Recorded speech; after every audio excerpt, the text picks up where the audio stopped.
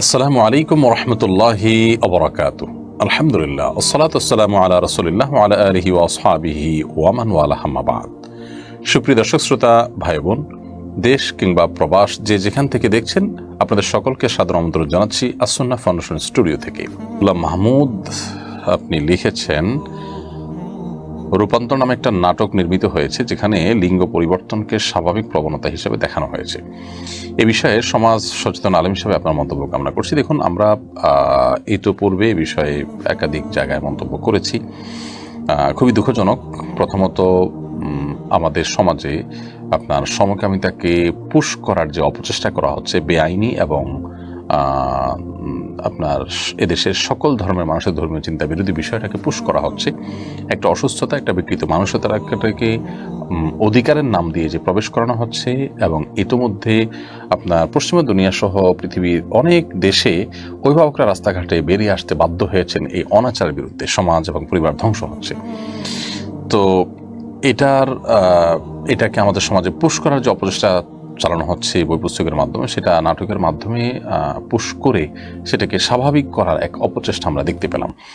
যদিও এর মধ্যে আমরা আরও বিভিন্ন বেসরকারি টিভি চ্যানেলে আমরা বিভিন্ন এই ধরনের নাটক প্রচারিত হয়েছে বলে সংবাদ দেখেছি, যেটা আমাদের চোখে পড়েনি। যাই হোক, তো এ ধরনের বিষয়গুলোর বিরুদ্ধে সর্বস্তরের মানুষকে সোচ্চার হতে হবে। আমরা দল মত নির্বিশেষে, এমনকি ধর্ম বর্ণ নির্বিশেষে প্রত্যেকটা মানুষই এই অনাচারের বিরুদ্ধে আমাদেরকে দাঁড়াতে হবে। অ্যাগ্রেসিভলি এই জিনিসটাকে পুশ করার যে বিদেশি এজেন্ডা আমাদের দেশীয় কিছু মানুষ বাস্তবায়ন করার অপচেষ্টায় লিপ্ত, সেটা যে কোনো মূল্যে রুখতে হবে। যদি আমাদের পরিবারকে বাঁচাতে হয়, আমাদের প্রজন্মকে বাঁচাতে হয়, আমাদের সমাজকে যদি বাঁচাতে হয়। এমনি পরিবার ব্যবস্থা আমাদের ভঙ্গুর হয়ে যাচ্ছে দিন দিন। সেখানে এ ধরনের বিষয়গুলো যদি পুশ করা হয়, তাহলে সেটি আরও ভয়াবহ আকার ধারণ করবে। বিধায় ইতিমধ্যে যদিও স্পন্সর প্রতিষ্ঠান, তাদের সাথে প্রতারণা করা হয়েছে। দেখুন, এরা যে প্রতারণা করে, মানে আদর্শিকভাবে যারা দেউলিয়া, আদর্শিকভাবে যারা ভ্রান্ত আদর্শের অনুসারী, তারা তাদের কাজগুলো এরকমই হয়। তারা প্রতারণা করেছে আপনার স্পন্সর প্রতিষ্ঠানের সাথে। তারা ইতিমধ্যে এটা নিয়ে মামলা পর্যন্ত গিয়েছে। তো সব মিলিয়ে এই ধরনের অন্যায় অনাচারের বিরুদ্ধে আমাদের সবাইকেই সোচ্চার হতে হবে। মোহাম্মদ ইব্রাহিম আপনি লিখেছেন, এই ফিতনার জগতে চরিত্র কিভাবে হেফাজত করব? চরিত্র হেফাজত করার মতো কঠিন কাজ বোধহয় আজকের সময়ে আরেকটি পাওয়া দুষ্কর। এখনকার তরুণদের জন্য শুধুমাত্র নিজের চরিত্রকে, নিজের যৌবনকে সকল প্রকার হারাম সম্পর্ক থেকে বাঁচিয়ে রাখা, চোখকে হেফাজত করা, চরিত্রকে রক্ষা করা, এটা হলো তাদের জন্য সবচেয়ে বড় বুজুর্গি। এটা হলো তাদের জন্য সবচেয়ে বড় ভালো মানুষ হওয়ার লক্ষণ, আল্লাহওয়ালা হওয়ার জন্য সবচেয়ে বড় ধাপ এখনকার ছেলে মেয়েদের জন্য। সো সে চেষ্টা আমাদের করতে হবে, যত কঠিনই হোক না কেন।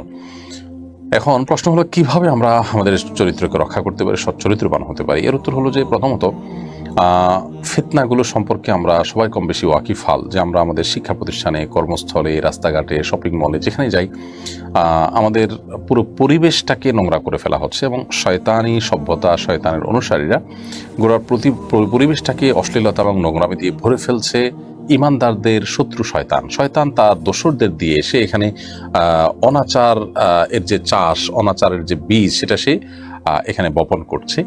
অতএব এটার বিরুদ্ধে আমাদের প্রত্যেকটা মানুষকে দাঁড়াতে হবে, সোচ্চার হতে হবে, এবং বুঝতে হবে যে সর্বতভাবে আমাদেরকে আষ্টেপৃষ্ঠে ঘিরে ধরছে, এবং সব ধরনের ফিতনা আমাদের উপরে পতিত হচ্ছে। এটি যদি আমাদের মাথায় থাকে, তাহলে সেটিকে মোকাবেলা করা কিছুটা হলেও আমাদের জন্য সহজ হয়ে যাবে। কারণ আমরা যখন জানবো যে চতুর্মুখী ফিতনা আমাদেরকে গ্রাস করছে, তখন এটার মোকাবেলা করাটা আমাদের জন্য ইজি হবে এবং সহজ হবে। তো আমরা যখন বের হব, শিক্ষা প্রতিষ্ঠানে যাব, তখন আমরা ভাববো যে সেখানে যেহেতু একটা ফিতনাময় পরিবেশ আছে, শয়তান তার জাল বিছিয়েছে, সো আমাকে একটু কেয়ারফুলি থাকতে হবে। এই ভাবনা মাথায় নিয়ে যদি আমি বের হই, ইনশাআল্লাহ আমার জন্য বেচাটা অনেক সহজ হবে। সেই সাথে আল্লাহ তাআলার কাছে দোয়া করতে হবে, আল্লাহুম্মা ইন্নী আউযু বিকা মিনাল ফিতানি মা যাহারা মিনহা ওয়া মা বাতান। আল্লাহ আপনার কাছে প্রকাশ্য সব ধরনের ফিতনা থেকে আমরা পানাহ চাই। সেটা আল্লাহ তাআলার কাছে করতে হবে। এবং এর বাইরে স্পেশালি যত দ্রুত সম্ভব উপযুক্ত হওয়ার সাথে সাথে বিয়ের বন্দোবস্ত করতে হবে। নিজের পায়ে নিজে দাঁড়ানো, উপার্জন করা, মোহর টাকা জোগাড় করা, অভিভাবকদের কনভিন্স করা, সব মিলিয়ে দ্রুততার সাথে বিয়ের ব্যবস্থা করতে হবে। ইনশাআল্লাহ সর্বমুখী এবং বহুমুখী প্রচেষ্টা হলে আল্লাহ তাআলা হেফাজত করবেন। এমনি মারুফ আহমদ লিখেছেন, কোনো মানুষ মরুভূমির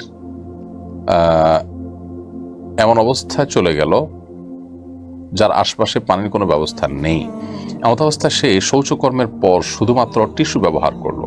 পানি ব্যবহার করলো না, এমন অবস্থায় সে নামাজ কিভাবে আদায় করবে? দেখুন, এরকম কোনো জায়গায় যদি চলে যান যে আশপাশে কোথাও কোনো পানি নেই এবং তাকে শৌচকর্মের পর শুধু টিস্যু বা পাথর ইত্যাদি ব্যবহার করতে হয়, তো এতে তার পবিত্রতা অর্জন হয়ে যাবে। তার নাপাকি দূর করতে পারলেই হবে।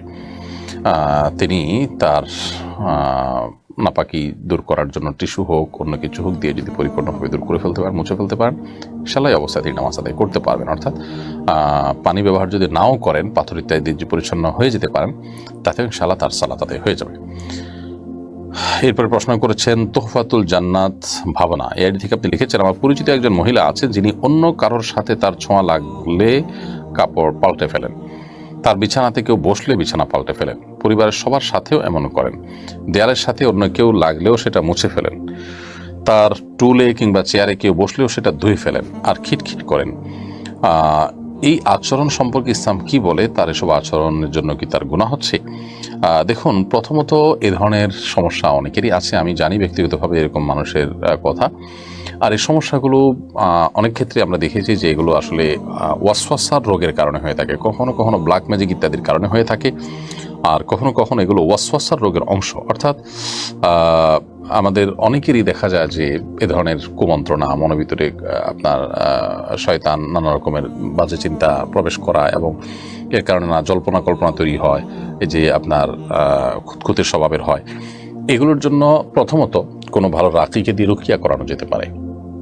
অনেক সময় রুকিয়া করলে এগুলো ঠিক হয় এবং সেই সাথে কোনো মানসিক ডাক্তার দেখানো যেতে পারে বা কোনো সাইকিয়াট্রিস্টের শরণাপন্ন হওয়া যেতে পারে। এবং একই সঙ্গে মোটিভেশনের দরকার, একই সঙ্গে যে মোটিভেশন কারোর মাধ্যমে তিনি মোটিভেশন নিতে পারেন বা সেলফ মোটিভেশন হতে পারে। এই জিনিসগুলো মানুষকে আপাত দৃষ্টিতে তার কাছে মনে হচ্ছে যে আমি অনেক বেশি পরিচ্ছন্ন থাকছি, অনেক বেশি পবিত্র থাকছি, অনেক বেশি আমি সতর্ক থাকছি। আসলে এই সমস্ত অহেতুক কাজে ব্যস্ত হয়ে তার অনেক বড় বড় কাজ থেকে তিনি বঞ্চিত হচ্ছেন, তিনি অনেক বড় বড় কাজ করতে পারছেন না, অনেক নেকামল থেকে বঞ্চিত থাকছেন। এটা শয়তানের একটা চক্রান্তও বটে। তো এই জন্য এগুলো থেকে তিনি বেঁচে থাকার জন্য আপনার চেষ্টা করবেন, সেই সাথে দোয়া করবেন আল্লাহর কাছে, আল্লাহুম্মা জাআল ওয়াসাউিসা কলবি খাশিয়াতাক, আল্লাহুম্মা জাআল ওয়াসাউিসা কলবি খাশিয়াতাক। আল্লাহ, আমার অন্তরের যে সমস্ত কুমন্ত্রণাসমূহ আছে সেগুলোকে আপনি আপনার ভয় দিয়ে পরিবর্তন করে দিন।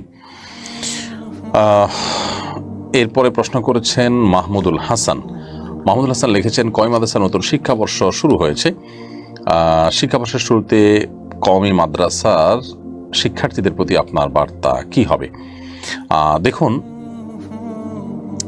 প্রথম কথা হলো যে কওমি মাদ্রাসাগুলো প্রতি বছরই রমজানের পরে ভর্তি কার্যক্রম শুরু হয়। বিপুল সংখ্যক শিক্ষার্থীরা কওমি মাদ্রাসায় পড়াশোনা করেন এবং মা বাবা, সচেতন অভিভাবকরা আজকাল তাদের সন্তানদের বিশেষ করে আদর্শিকভাবে বলিষ্ঠ হিসাবে গড়ে তোলার জন্য, ভালো মুসলমান হিসাবে গড়ে তোলার জন্য, বিশেষ করে শিক্ষা প্রতিষ্ঠানগুলোতে যে নীতিহীনতার জোয়ার চলছে সেখান থেকে সন্তানদের বাঁচাবার জন্য অনেকেই সন্তানদেরকে কওমি মাদ্রাসায় এখন ভর্তি করাচ্ছেন। কওমি মাদ্রাসার যে অন্যতম বৈশিষ্ট্য যে ছাত্ররা এখানে বিনয়ী হয়, ভদ্র হয়, তুলনামূলকভাবে আমলি হয় এবং পড়াশোনার প্রতি মনোযোগী হয়, সেই বৈশিষ্ট্যগুলো আজকাল কওমি মাদ্রাসা থেকে অনেকটা হারাতে বসেছে। ওই জন্য একজন শিক্ষার্থী, একজন অভিভাবক, তারা এই ব্যাপারগুলোতে সাবধান থাকবেন, সতর্ক থাকবেন। বিশেষ করে যে মাদ্রাসাতে আমলি পরিবেশ যত বেশি হবে, যেখানে পড়াশোনার পাশাপাশি উস্তাজদের তরবিয়ত, আমল এগুলো তুলনামূলকভাবে অনেক বেশি থাকবে, ভালো থাকবে, সেগুলোকে খুব বেশি প্রায়োরিটি দিয়ে চলতে হবে এবং সেগুলোকে সামনে রেখে অগ্রসর হতে হবে এবং সেগুলো মাথায় রেখে অগ্রসর হতে হবে। সেই সাথে এমন একজন শিক্ষক যিনি খুবই বিচক্ষণ, যুগ সচেতন, সময় সম্পর্কে অনেক ভালো বোঝেন, আবার খুবই আমলি মানুষ, দুনিয়া লোভী নন, দুনিয়া থেকে অনেক দূরে থাকেন, দুনিয়া বিরাগী মানুষ, এরকম একজন উস্তাজ তাকে জীবনের মুরব্বী হিসাবে নিয়ে তার পরামর্শ করে সামনে অগ্রসর হতে হবে। যদি কখনো মনে হয় যে তার চাইতে বেটার কোনো অপশন আছে, তাহলে সেক্ষেত্রে মুরব্বী চেঞ্জ হতে পারে, কিন্তু অপশনটা রাখতে হবে এবং পড়াশোনা করতে হবে খুব মনোযোগ দিয়ে। আর সস্তা কোনো বা সহজ কোনো চিন্তা করা যাবে না। বড় আলেম হওয়ার জন্য যা দরকার পরিপূর্ণভাবে সেই চেষ্টা এবং প্রতিটা ক্লাসে প্রতিটা সাবজেক্টকে সর্বোচ্চ গুরুত্ব দিয়ে পড়াশোনা করে তারপরে সামনে অগ্রসর হতে হবে। কারণ আমাদের সমাজে বহু আলেম ওলামা থাকলেও, অনেক হুজুর থাকলেও, অনেক হাফেজ আলেম থাকলেও ভালো দক্ষ আলেমের কিন্তু প্রচণ্ড রকমের অভাব রয়েছে। সেজন্য এই দিকটাতে আমাদের বিশেষভাবে ফোকাস করতে হবে।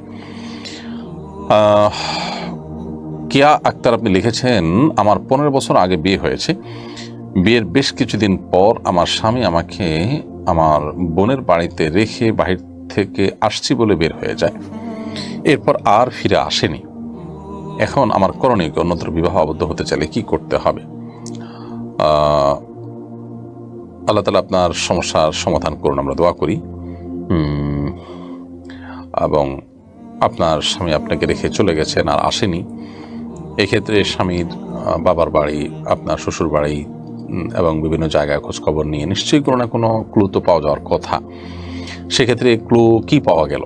যদি দেখা যাচ্ছে যে তিনি আসেন দিব্যি, ইগনোর করতে চাচ্ছেন, আপনার সম্পর্ক রাখতে চাচ্ছেন না, তাহলে তাদের কাছ থেকে তালাকের উদ্যোগ নিতে হবে। আর যদি তার কোনো হদিসই পাওয়া না যায়, কেউই তার খবর না রাখে, নিরুদ্দেশ হয়ে যায়, তাহলে সেক্ষেত্রে আপনি যথাযথভাবে আদালতের শরণাপন্ন হবেন এবং আদালতের শরণাপন্ন হয়ে বিবাহ বিচ্ছেদ আদালতের মাধ্যমে বিচ্ছেদের অর্ডার নেবেন। সেটা সম্ভব না হলে এলাকার মান্যগণ্য মুরব্বীরা, আলেম ওলামারা যারা আছেন তাদের মাধ্যমে আপনি বিবাহ বিচ্ছেদের উদ্যোগ নেবেন। তারা পুরো বিষয়কে পর্যালোচনা করে ডিসিশন দিবেন এবং বিবাহ বিচ্ছেদের উদ্যোগ নেবেন। সেটা হলে ইনশাআল্লাহ আপনি অন্যত্র বিবাহ বন্ধনে আবদ্ধ হতে পারবেন। মাহমুদুল হাসান লিখেছেন, স্যার আপনার প্রশ্ন উত্তর দিয়েছি। আখি আখতার ফ্রম মানিকগঞ্জ এডি থেকে আপনি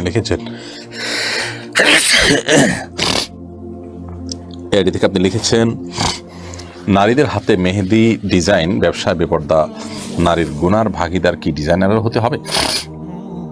নারীদের হাতে মেহেদি ডিজাইন করা হলে সেই ডিজাইন কোনো মেয়ে যদি বাইরে বেপর্দাভাবে অন্য পরপুরুষদের সামনে প্রদর্শন করে বেড়ান, সেক্ষেত্রে সেই গুনার ভাগিদার ডিজাইনারকে সাধারণত হতে হবে না। কারণ এটা জরুরি না যে কেউ হাতে ডিজাইন করলে সেটা সব জায়গায় প্রদর্শন করে বেড়াবেন, বেপর্দার সাথে দেখাবেন, কারণ এটা ঘরোয়াভাবে ব্যবহার হতে পারে। অর্থাৎ বিষয়টা একান্ত ব্যক্তির উপর নির্ভর করে, এই জন্য ডিজাইনের উপর এটা পড়তাবে না। তবে যদি এমন হয় যে উনি নিশ্চিত যে এখানে আসলে বাইরে মানুষের সামনে এটা প্রদর্শন হবে, এই অপশনটাই সুনিশ্চিত এবং চূড়ান্ত, এরকম যদি হয় তাহলে সেক্ষেত্রে অবশ্যই এর দায়ভার ব্যক্তির উপর বর্তাবে। সেজন্য এটা ডিপেন্ড করে যে কিভাবে এটার ব্যবহার হবে। যদি দুইভাবে ব্যবহার হওয়ার সম্ভাবনা আদৌ থাকে তাহলে সেক্ষেত্রে কোনো দায়ভার ইনশাআল্লাহ ডিজাইনের উপর আসবে না।